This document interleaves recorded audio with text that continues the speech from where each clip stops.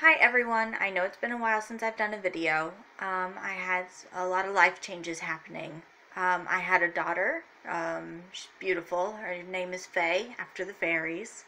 I found that very fitting of her, she's very mischievous. And then I took a longer break from magic and these videos to study a new pantheon. And currently I'm almost done with all my studies and I've been writing a book. It's about the Greek pantheon and the teachings of Attica and Athens. So there's two different branches of Greek religion. There's the Hellenic and then there's the Attica version. So I'm going to start going over a bit of that in these videos. Today I'm going to just be doing a short summarized version of the Greek creation myth out of my book. If you want to read the whole myth, you can go to theoi.com. They have a very good version of the myth. However, my favorite version is from the Ancient Myths and Cultures Encyclopedia. I don't know if you can still buy those books. I do have a copy. I'm sure you can probably find a PDF online or something. So here goes the beginning of everything from the Greek pantheon. In the beginning there was chaos, a void without shape or light. From the emptiness Gaia sprang forth. Then, much like Gaia, Tartaros came into being, and Eros, the embodiment of sexual love. From the void two others emerged, Cerberus, the dark underworld, and Nyx, the night. Together, Nyx and Cerberus had many children. Their firstborn son was Aether, upper air, and his sister Hemera, daylight. They also brought into existence death, old age, sleep, dreams, misery, nemesis, oath, deceit, and strife. Gaia, wanting a lover for her own, created Uranus. And Uranus is heavens, not like just the planet. Gaia was so happy that he was created that she twisted and turned, causing mountains and rivers to form on her. In Greek mythology, every peak of a mountain and every body of water has a spirit that embodies it. So, like the river Oceanus is a real river, but Oceanus is the god of that river. And these primordial gods, it's not just like a being that lives in the river, they are the actual river.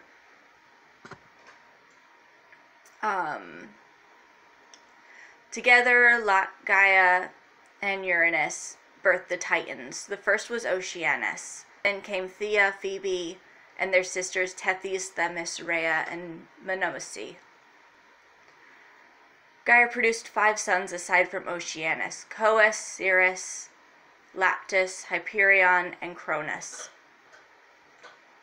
Cronus eventually castrates his father and throws his genitals into the ocean, and from the foam of the ocean and the being touched by the genitals, Aphrodite is born. They also birthed the Cyclops and the Hecatoncheires. The Hecatoncheires are my favorite. They have 100 arms and 50 heads, I believe. And they were imprisoned deep beneath the earth. And then later on in all the myths, Zeus releases them so that they can help him fight his father back, along with all the Titans, and imprison them all in Tartaros. And then the Hecatoncheires get to stay out of Tartaros, but they have to guard the gates. And that's the deal they end up making. And then the Cyclopses also help in this fight, and they create Zeus's thunderbolts. As they had more and more children, Uranus became more and more violent, eventually leading to Cronus castrating him. After that had happened, Gaia joined with her son Pontus and birthed Nereus, the god of the sea's bountiful fish. Nereus was given siblings, Thamus, Phorcys, and their sisters Erebra and Ceto. Thamus married a nymph, Electra, who conceived Iris and the Harpies, while Phorcys and Ceto lay together, producing the Gorgons, the Geraea, the Hesperides sisters, and Echidna. Gaia and Tartarus bore Typhoon, who ends up becoming the lover of Echidna. And together they create Cerberus, Orpheus, the Hydra, Ladon, and the Chimera. And then Echidna goes to couple with her son Orthus, and they gave life to the Sphinx and the Nemean lion. Oceanus marries his sister Tethys. Together they have many children. And they have all the nymphs, the Naiads, the Nereids, the Dryads, the Oreads, the Oceanids.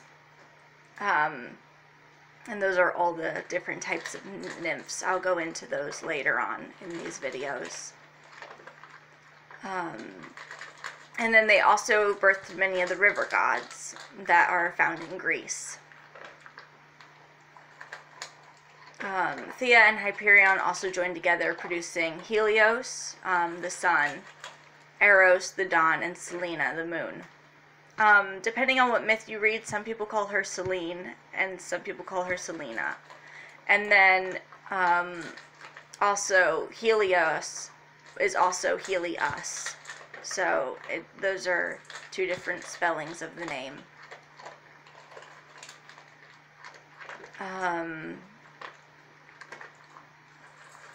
Ceres and his half-sister, Erebia, produced Astraeus, who married Eros, and all the stars were, well, maybe not all of them, but many of the stars were born of this union. Some of the stars were put up there after heroes had accomplished a great feat, and they went to live in the stars with the gods.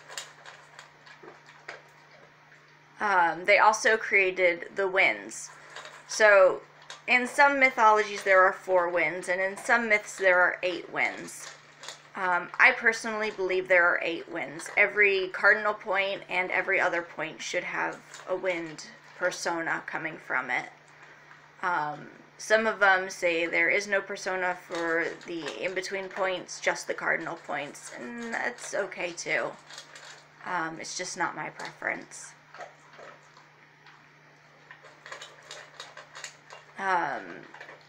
Phoebe and Chorus also had a child together, Leto, who ends up birthing Apollo and Artemis. And the story of that is brutal. I feel so bad for Leto, but I'll go into that one later on. I'll end up doing a myth for all the gods that I can find myths for. There are, in total, let me find it here, I did write it down.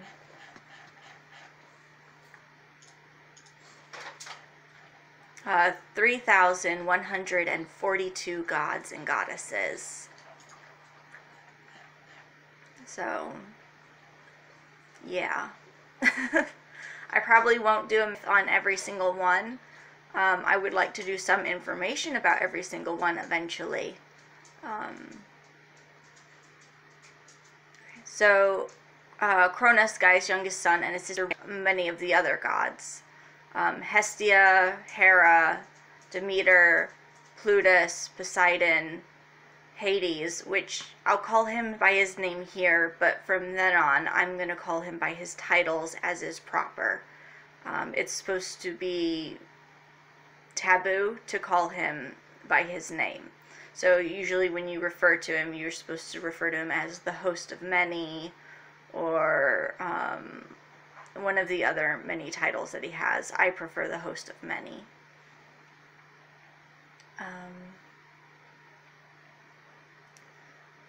They also had Zeus. And then Zeus ends up overthrowing his father, but that's later on.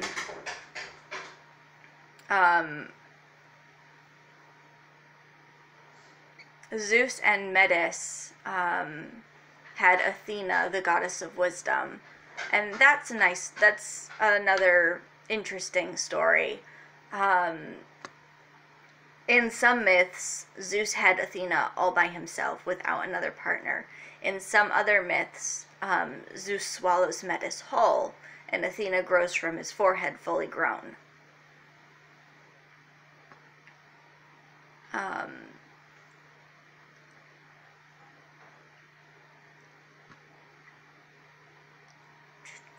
The embodiment of... So then Zeus married Themis, the embodiment of righteousness. And then they had the Horus sisters. And they also had the Fates, which I'll go into the myths of those different sets of sisters later on. Zeus had a lot of consorts, a lot of human ones and a lot of goddesses.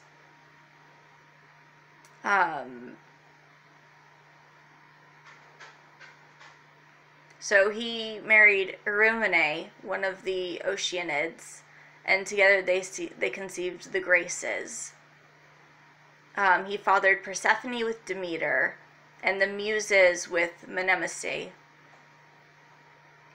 Zeus eventually married Hera, bringing birth Ares, the god of war. Hebe, the goddess of youth, and Aletheia, the goddess of childbirth.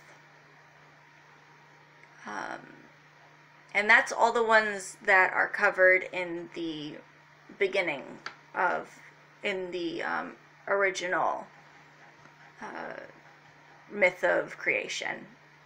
So I hope you guys enjoyed it.